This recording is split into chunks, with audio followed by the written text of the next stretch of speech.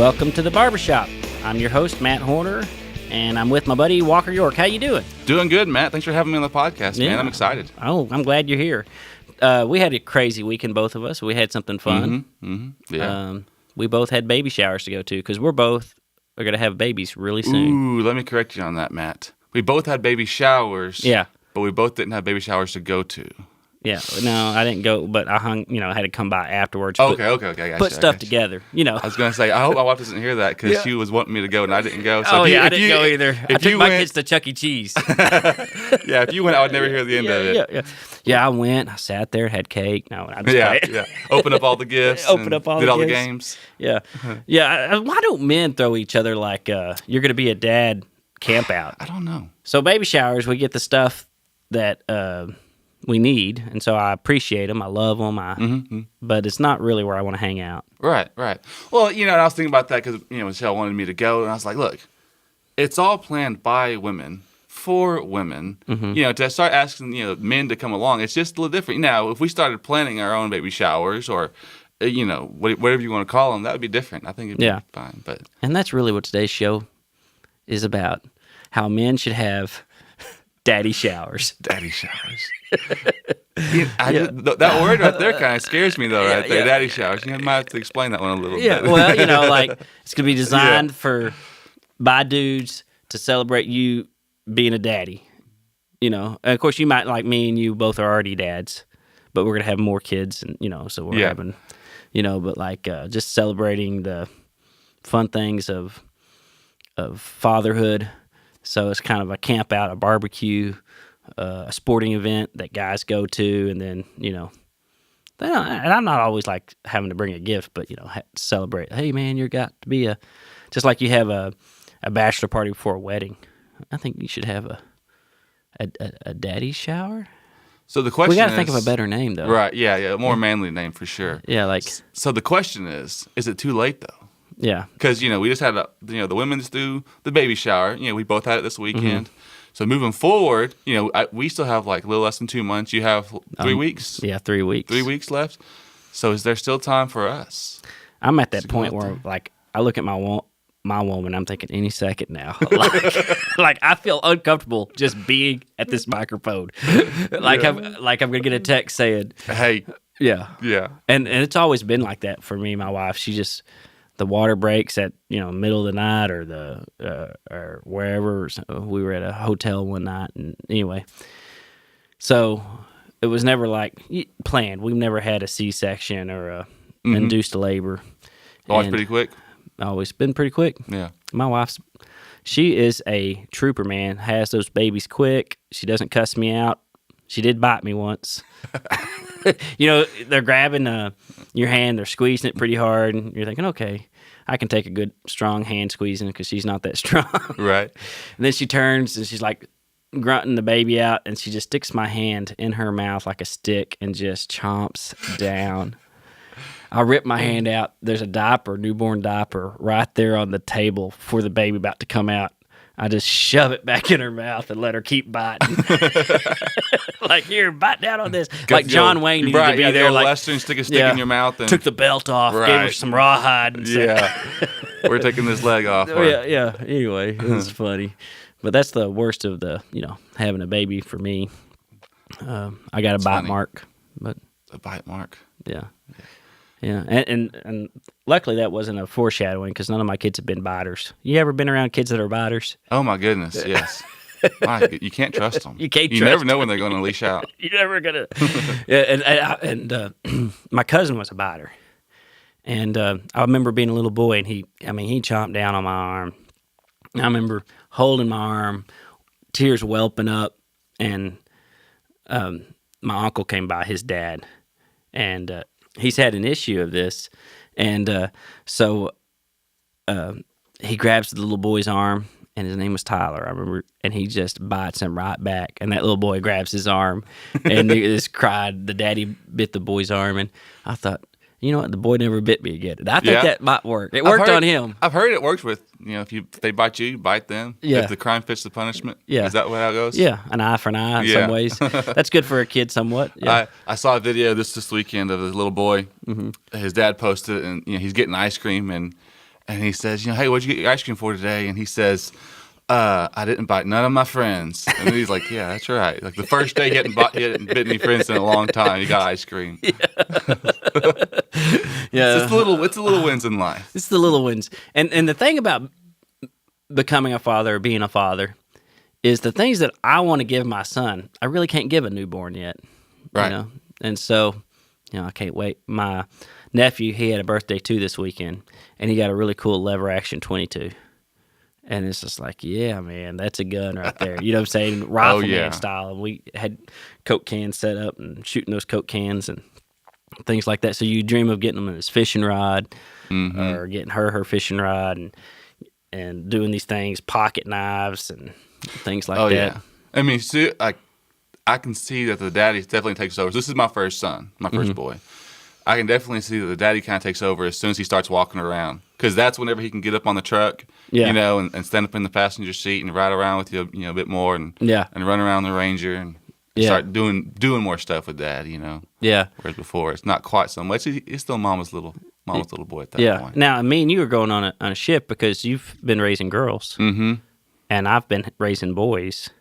I'm having my first girl, and you're having your first boy. That's right. So there's definitely, you're leaving dolls and going to Legos. I'm leaving Legos and going to dolls. Yeah, they're both. I can imagine they're both fun. You're gonna love dolls. They're fun. Well, we'll see. I always like the Duck Dynasty episode when Cy, the crazy uncle, has a tea party with his little nieces or whatever. And they paint his fingernails and put on jewelry. And here's this crazy grizzly beard guy, and he's sipping tea and hanging out with these little girls, and it was just so freaking hilarious. Okay, so funny story on that note. Yeah. So my girls love to do all that stuff too, and eventually they run out of their own nails and they want to paint dad's nails. So they're begging me. I was like, okay, fine, y'all can paint my toenails, And so they do that. They love practicing all that stuff, and they paint my nails, and my gosh, it looked horrible. It's just so embarrassing. But give them what they want. It's fine. But then I forgot, and that night I had to go pick up my oldest daughter from youth. And I just slipped on some flip-flops and didn't even look down or even think about it. And so I'm out there, public, going to pick her up. With painted toenails? And the youth pastor's wife looks down at me and she's like, Walker? I was like, oh, man. I was so embarrassed. Yeah. So basically, some advice is you're saying, if I let them paint my toenails, don't forget about it. Don't forget about it. That's right. Yeah, it's pretty embarrassing. I can see that. Yeah. Yeah. And it's not, but was it your color? That's the thing. It was probably some pink or neon orange. It was red, actually, if I remember correctly. Yeah. It was like that. Yeah, bright red. Yeah. Not the masculine color that I'd paint my toenails. Yeah, like there was at a least if you go color. black, you'd be like, I dropped an iron weight on my feet, and they're all black. No, going to a heavy rock concert or whatever. Something. No, there was no getting out of that one. No, just trying to be a good dad. Yeah. So advice for raising girls for a guy like me who's gonna have his first. Ooh, what are some of the things that you think? Oh, I didn't think about that. Like, have you ever had a let them cry. Yeah. I don't know. There's you can take both ways. Hey, put your big girl pants on, stop crying, or however you want to say it. But I think there's power in letting the girls cry. Yeah. And then following up, obviously, but not just let them have that moment. Let them run through that emotion. I think it's really important for girls. Yeah. I don't know so much on guys or boys. I don't know. But. You might be a little different, but on girls. Yeah, I think it is because my little boys don't really. If they're crying, it's because they've gotten hurt. Right, physically, just hurt. Yeah, girls are a little bit different in that era. Yeah, and that's one thing. So you just don't run up there and say, "Toughen up, walk it off, rub some dirt on it." I tried it a few times. It usually doesn't work. It doesn't normally. It doesn't work. Yeah, And we have this mentality. I want to raise princesses in some sense, but I don't want to spoil them where they're useless for society. Right. And so there's that balance there, I think, where you want to love them, show them that they're cared for. But have you ever felt like some people or some times we pamper them so much that they don't do chores, they don't learn, and then now they're not going to really be a good wife for Right. somebody. Yeah, I was just thinking about that this past weekend. That fine balance of instilling value and self-worth in my girls, but at the same time not entitlement and not not And that's spoil them, that, like you're yeah, saying. entitlement Because I want to- whatever husband that they get, I want to bless that family, that man. And it's the same with the boys, Right. To be that way, and so it's not really there is gender issues, but in the sense that girls are going to want to tend to do certain things and boys are going to want to tend to do certain things. Mm-hmm. But as a father, you want to teach them strong work ethics and being charitable, knowing grace, giving Yeah. giving forgiveness, all the things that are fruits of the Spirit. But yet we want to give them. We don't want them to be doormats. We don't want to just be Yeah. beating them up. We don't want to treat them like Cinderella. So it's kind of that balance there, and I could see easily how it can be out of balance either way. Yeah, I think it's a fine line. Yeah. I think, and then knowing your kids, I mean, man, it's so important just to know the tendencies of your daughter or your son. Hey, he leans a little bit more towards this way, and so I don't need to push him as far. If they're more entrepreneurial and they're hardworking, you might not have to push them quite so hard in that area than one of your other kids who's maybe a little bit lazier but super giving, or vice versa or something. Yeah. How about naming a child? That's a big debate right now. Have you figured a name? We have. You have? Are you able to say it yet? Oh, it's fine. Yeah, it's written on boxes, and he's got his own. Oh yeah, he's got his own What's stuff. the name of your boy coming into this world? So it's Dagan York. Dagan. Middle names to be decided. Yeah. Either Dagan Gray or Dagan Joe Randall, named after both of his grandpas. Yeah. I'm not sure yet. That's cool. But yeah, you're right. It's a struggle. Like, do you go traditional, Joseph, Michael, or, some people are really scared of doing that, and they want to go so far out there and just create something that's never been heard before. Yeah. I don't know. I kind of like a good middle ground, but I like naming. There's importance for naming, and I've done a show about, naming is, we do so much from our animals to our property to our children, and names have meaning and value. And I don't think you should just be like, oh, this one sounds cool, rolls off the tongue nice. I think you got to have more thought than just that. You want it to roll off the tongue nice and all that. But so anyway, me and Sarah, we've never been able to come together on a name until the baby's out. We have a list. We make a list, and we both have veto power, and so we do that. But we typically go after name after family, some type of family name, and That's then spiritual things like faith, grace, things like that are in the Bible, and other things that we like. So anyway, I like the name Liberty right now. that is good. And call her Libby. Libby, yeah. Yeah. I like that. But that's to decide. We don't know yet. We like Grace and things like that. We like that name. But we never know. We've got a list of about 10. And I like the name Clara because my dad's Clarence. Okay, cool. Yeah. I like Clara. Yeah.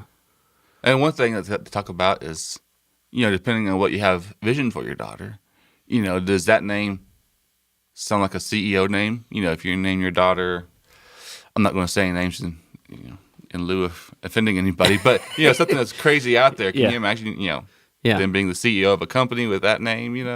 I think because it is important. Yeah. When you go introduce yourself. Yeah. And then I had a buddy named, he went by Jimmy, and he became a prominent engineer at a big firm, and now he goes by James. Say he won't let, and I'm the only one who calls official. him Jimmy, And of course I mess with him. I'll call up there sometimes and I go, can I talk to Jimmy? And they go, well, James Johnson's here, sir. And I'd be like, no, tell him.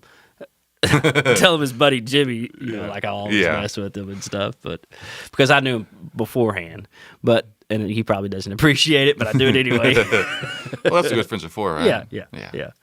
So it is funny though how you might give your child a nickname, and then as they get older, they don't carry that nickname? Yeah, so this is coming to fruition this past year. There's a guy I know who's all growing up. Timmy was his name, and now this past year, he's really started.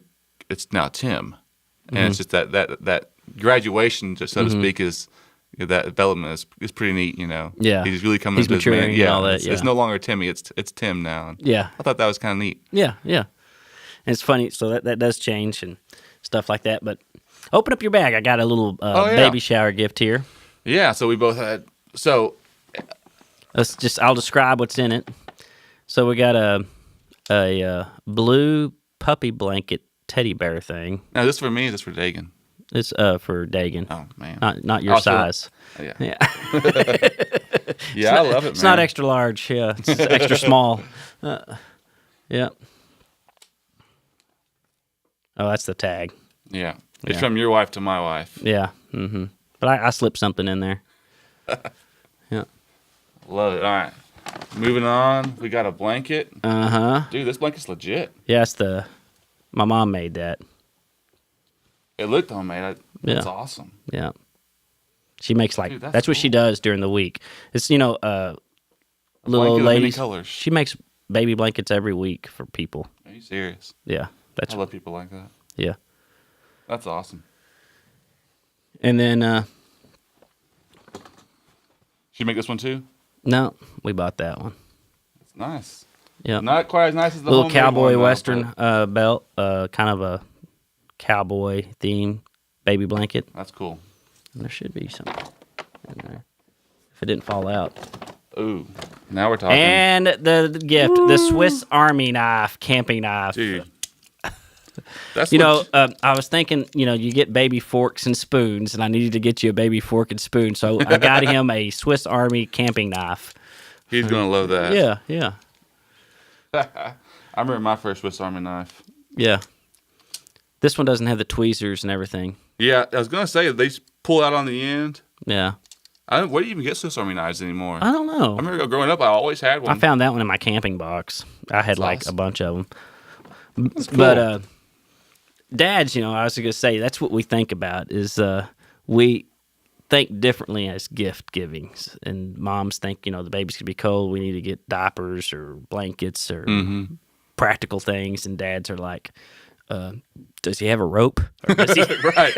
Yeah, it's gonna come in handy. Yeah. He'll need a socket set someday. And, So anyway. No, I love it. Yeah. Thank you, and thanks to you, Sarah. Yeah. Yeah. So, I think, we talk a lot about parenting and fathering on the barbershop because it's so much, little boys come in for their first haircuts, and you see kids now that have been cutting hair in Cisco for a few years. I've seen kids from 7th grade, 6th grade graduate, go into the military and, or whatever, and, they move on. And so you see the growth of people, and it's fun to see fathering with that growth. Right. And it's very much part of the barbershop is, bringing your son and being part of community and things like that. And so I'm happy for you, man. Thanks, bro. Yeah. I really appreciate it. Yeah. Yeah, I'm excited for this new chapter. Yeah. And so 3 weeks left. 3 weeks, yeah. 2 months left for us. And then a little less. How's she doing emotionally? Emotionally, well, she's pretty good. I got one of them who stays focused. She's an engineer, and she's nesting, and so therefore I'm nesting. So after the baby shower, you might have been the same way. I had stuff to put together, and yeah, I was assembling a nursing chair that we got on Walmart.com, that came in a box the size of a shoebox, but somehow, this is a piece of furniture that got delivered to my door, and I'm looking at it, it's like, I don't see, and then you realize there's a lot of pieces here. Yeah, same thing. It was it was a rocker swivel type of nursing chair, and so I'm like, oh, okay, so that's the part of the man when a baby comes is break out the toolbox. You're putting together a crib, or you're putting together a swing set, or a chair, or you're hanging, like I was hanging pictures in the room, making the nursery, what she likes. Mm-hmm. Make it homey. So her attitude is like making a list emotionally, and like she's sliding it over here saying, these are things that need to be done. And then I'm getting right on it. How about yours? Yeah. So same thing. Came home. I haven't put it together yet though. Yeah. She came home and same thing. She's like, "Oh, you know, your mom and dad got this awesome glider. I think that's what they're called, the rocking chair, you know." And yeah, it's in this little bitty box. I was like, "How do they fit that thing in there?" But yeah, so I still, maybe when I get home this evening, I'll have to go put that together. And yeah, she's in full nesting stage. Mm-hmm. Full nesting stage. I mean, she's broke out. You know, put away all the summer decorations, got down all the fall decorations. She loves fall. Yeah. And everything. It smells like cinnamon and oh yeah, the smell. I mean, everything their senses else are so great. Like if I don't brush my teeth, she knows I can't get by without minor hygiene. Like if I slip to not put on deodorant or something. Like if I slip on any hygiene, she's looking at me saying her nose is so keen right now. Yeah. And then I remember the first. This will be my third baby, and the first baby, she would cry a lot. I remember back then, we remember the old OnStar commercials that were on the radio, and there was this little boy, and we're driving in the car, and the OnStar commercial is on the radio, and the little boy's like, "OnStar, how can I help you?" "Yeah, my mommy had a wreck. Can you please help us?" A little kid's voice. And then it's like, OnStar's always there, right. blah, blah, blah. And I'm sitting there thinking, okay, whatever, and it's not, and I look over at her and she's just a bawling, you know what I'm saying? And I'm like, "Are you okay?" She goes, "That boy needs help." I go, "It's a commercial." It's a commercial, you know what I'm saying? Yeah. And so she would get emotional and about things. I wouldn't understand it. I said stupid things, and looking back on some of my second one is like, okay, I know she's going to get emotional. Mm-hmm. Or she'd want me to take care of some things for the nursery or whatever on the first one. I'd put him off and or I would like, it's not that important right now, or we can do that. I remember one time I said, we can do that after the baby gets here because she doesn't need it right, or she doesn't need it right away or whatever. And boy, it's like, no, she wanted it done right then and there. And that was the whole point. Is the second one, I was like, okay, she's going to go through these, hormones and everything. Just be happy about it and enjoy it, embrace it, and, try to make her as comfortable as possible. Yeah. And so any advice for any guys who are going through their first pregnancy with their wife and everything is be patient. Give grace, say yes, ma'am, and work to please her. That's right. They're growing a baby human in there. Mm-hmm. Make them happy, even if it's like it sounds ridiculous. Yeah, just go out and just do it. Yeah, Jim Gaffigan says it best in his Cinco comedian thing. I love Jim Gaffigan. He goes, "Yeah, the woman grows the baby inside her to full term, then passes the baby out of her, then feeds the baby for a year. If she breastfeeds or whatever." And he goes, "Yeah, I did my part that 5 seconds or whatever." You know what I'm saying? Like when you think about our contribution, that's what he starts talking about. He goes, "It's very little." And when you put that into context of everything that they're having to live with, they're carrying a backpack on their belly everywhere they go, and we should we don't have to we don't carry the burden they carry in that sense of physical stuff. So no, I'm with you. And same thing with as far as crying and stuff. We were going to Abilene Saturday night, and I was just sitting there having a conversation. I was just sitting there just talking, and then she didn't respond. I looked over to the passenger seat, and she's sitting there just bawling her eyes out. I was like, "Honey, what's wrong?" And she's like, just waved me off a little bit and just catches her breath. And she says, "I'm just sitting here thinking of what a wonderful daddy you're gonna be." Cause we're talking about ministry work. Yeah. And I was just sitting there talking about some stuff that we need to get done. And then she's just sitting there bawling her eyes out over there. Yeah. Just the smallest stuff will. Get them going. So it's awesome though. That is good, but not knowing, and I didn't have no guy tell me, "Hey, this is gonna happen," and so I'd put my foot in my mouth, like, well, and then try to fix something that didn't need to be fixed, and all these little things, and that's just part of the process. Oh yeah. And now with the third one, it's kind of like, okay, this is part of the process, and this is actually the third pregnancy for me has been the easiest one because it's been I knew what to expect the most. Like, okay, this is just part of it. We're going. There's not really been any controversy or fighting or anything like that, and we just been. Hallelujah to that. Yeah. So practice makes perfect. Right. Yeah.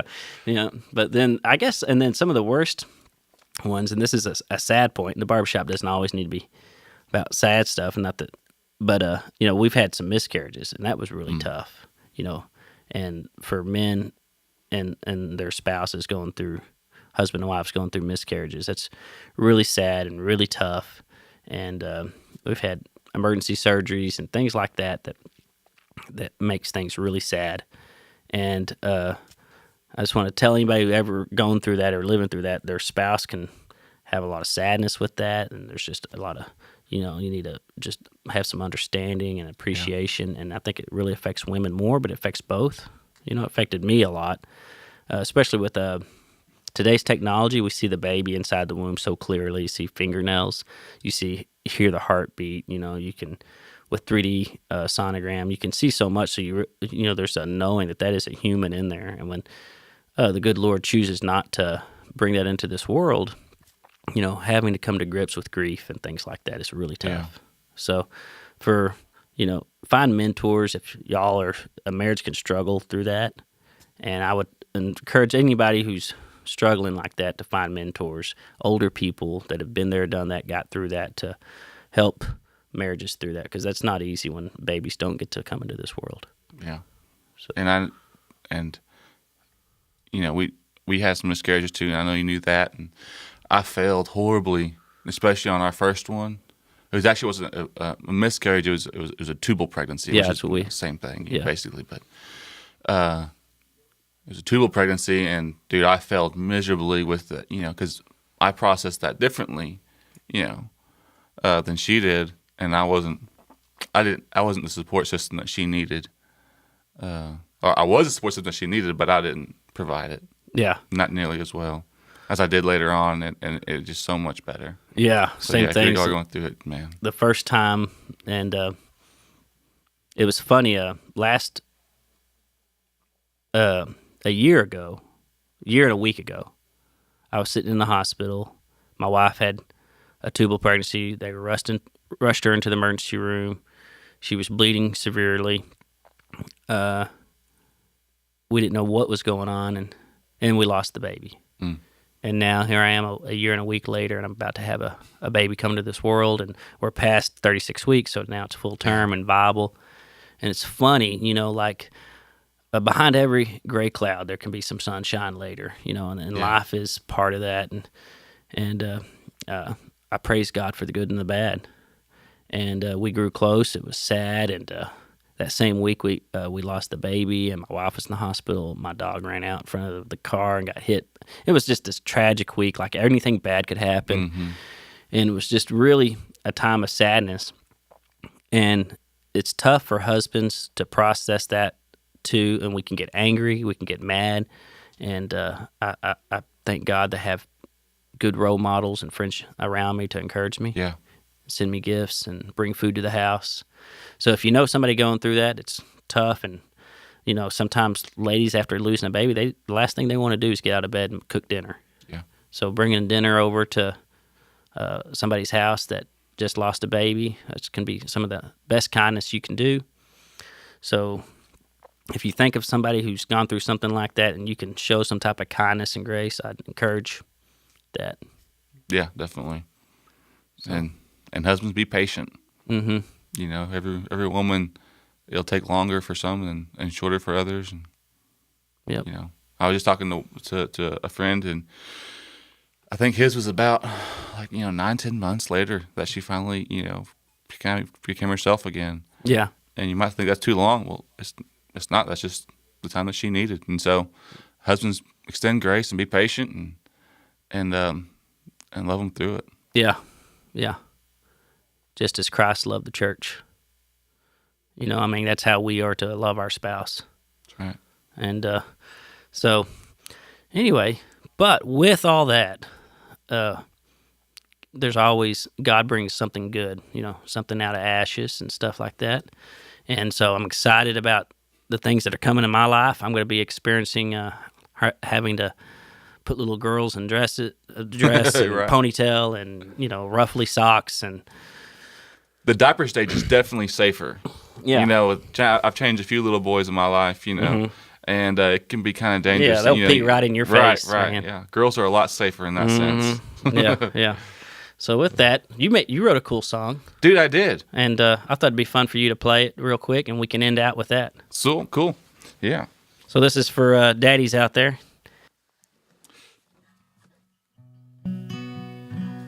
Yeah, I wrote this song this morning I was thinking about the podcast, preparing for it, and this song's called I've Been Thinking About You. I've been thinking about all the cute things. I've been thinking about you. I've been thinking about all the cute things.